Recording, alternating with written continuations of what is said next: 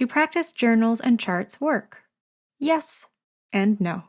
It depends what your goals are, and while I don't have a definitive answer, what I can offer is several decades worth of practice charts and journals that I use throughout my studies from beginner to doctorate to give you some ideas for your own practice. Hello, I'm Elan. I'm a classical pianist, composer, and teacher. I have a doctorate in piano performance, among other music degrees, and this is my website if you want to know more about me. When I first started lessons, my teacher would write notes in a dictation book, and there was a chart in the bottom corner with the number of days to practice per week and minutes per session. As a little kid, someone saying, "Go practice for 30 minutes," felt like a countdown. Instead, my mom very thoughtfully drew these charts on whatever scrap paper she could find with each task in the dictation book that I checkmarked every day. If I completed everything and hit the minimum goal time, I would get a sticker. And when we couldn't afford stickers, she would draw something so I could color it in. These charts continued from handwritten to printed when we finally got a computer, and then she taught me how to make my own. I went through all the RCM levels, so these tasks were divided into categories of repertoire, etudes, technique, ear training, sight reading, quick study, and extra exercises. Starting with something simple like a checklist for accountability, these charts were the most straightforward for me to form a habit and the discipline to practice. I was taught how to practice, through repetition, sure, and I'm guilty of wanting to run through pieces from the beginning, but I learned how to analyze, find patterns, break things down to manageable sections, slow practice, with and without metronome, start from anywhere on the page, especially problem spots, practice from the middle or end of a piece, etc. These trackers worked because I was already learning how I learn best, adapted the tasks to reflect what I needed, and that made things easier and faster. High school was busier, so I skipped making charts and used dictation book notes as a checklist.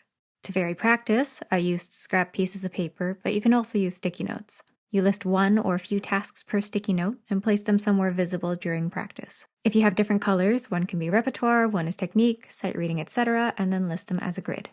You choose one column, row, or pattern per practice session, and then you can reuse them in a different order or draw them out of a hat. I also did predetermined set lists, so let's say you have days 1, 2, and 3 and switch them around. If you want to randomize further or gamify it, number your task list and bring out some dice. For my undergrad, there were no dictation books or practice guidelines to follow. I was on my own and wanted to try new methods. There was an overwhelming amount of music to learn in a very short amount of time, along with schoolwork, part-time jobs, etc. I wanted to future-proof as best I could, so I kept some journals with notes from masterclasses, coachings, lectures, tutorials, and, with permission from professors, recordings of my practical lessons. Afterwards, I would read or listen back and transfer any notes directly into my scores. I organized the notes per work, since you're likely to put a piece aside for a while after intensely learning it for performance or evaluation and come back to it later. You never know when you'll have an unexpected requirement and have to revive a piece from many years prior. For players who have orchestral excerpts or prefer photocopies to keep original scores clean, page protectors or expandable folders are useful for organizing. You have one currently playing binder with your sheet music and one page protector per piece. All the notes for one piece go into the page protector, and when you're done, it gets alphabetized into a separate binder to refer back to. That way, you know when you last worked on the piece, your problems and solutions, and where everything is. I would occasionally record my practice sessions because, as pianists, we have to adapt to the instrument we are given. I find that I listen to myself differently when I'm at an instrument that I'm comfortable with versus one in an unfamiliar space. So this is how I could listen back and critique. One class I took was a business of music seminar. Over the course of the semester, we had to keep a journal or logbook. These were the prompts, which were cumulative, so the new week's prompts were added onto everything prior. The point was to, quote, track practice habits in an effort to better understand our personal time management behavior, end quote. And we had to write reflections on the data collected. The layout expectations of the journal didn't make it very easy to spot longer-term trends, and if you were already aware of your patterns and there were things you just couldn't change in your schedule, this became a negative daily reminder. I tried a few of the conventional journal formats like a daily log. I woke up at 6 a.m., I commuted to school and practiced, stretching for 10 minutes, technique for 15 minutes, then repertoire for 30 to 40 minutes, each breaking down sections. Sometimes I wrote how I felt about the piece or session afterwards, or noted things I should focus on the next day. Another practice journal method was the goals for this session, things that went well, things that didn't go well, things I need to do more research or problem solving on. I tried time blocking, both with a physical agenda and digital calendar. I scheduled rough times and edited to reflect the actual timings, and the other way was scheduling every minute detail of my days.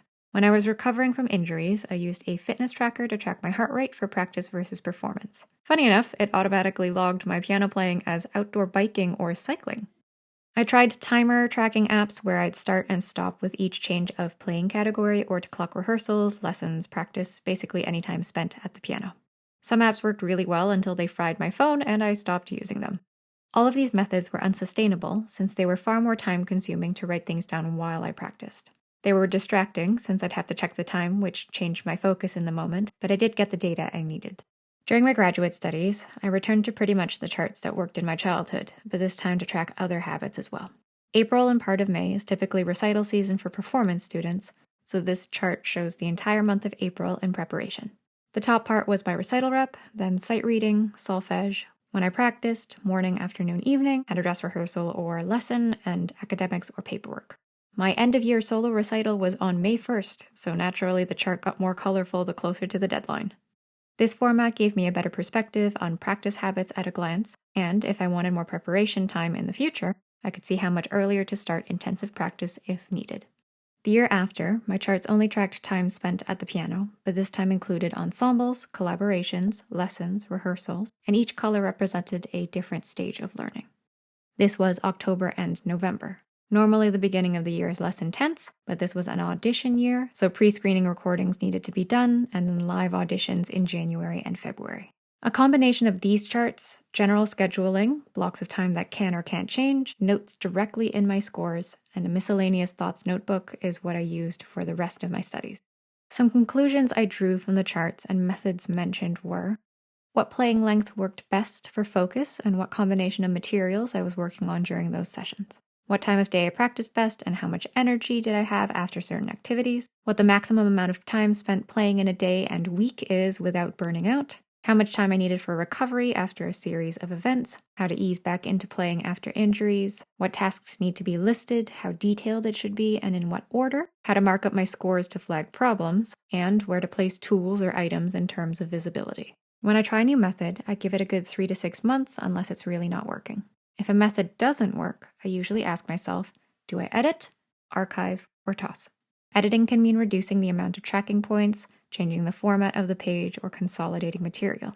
Archiving can be, this was a good idea, it doesn't work for me right now, but it can work for these kinds of projects. Or, I will reference this data when I need it, but I won't be using this method anymore. And toss, it didn't work. I didn't like it, I won't use it again. Whatever methods you choose, though, I think it's important to ask why you're doing it, list your expectations and goals, and give yourself the flexibility to change things if you need it. And if none of this works, there's always trying something new. If you would like to support this channel, I have 2 albums currently available to buy or stream. There are also PDFs in my shop, including this music theory zine I made with shorthand notes. Links are in the description. Thanks for watching and happy music making.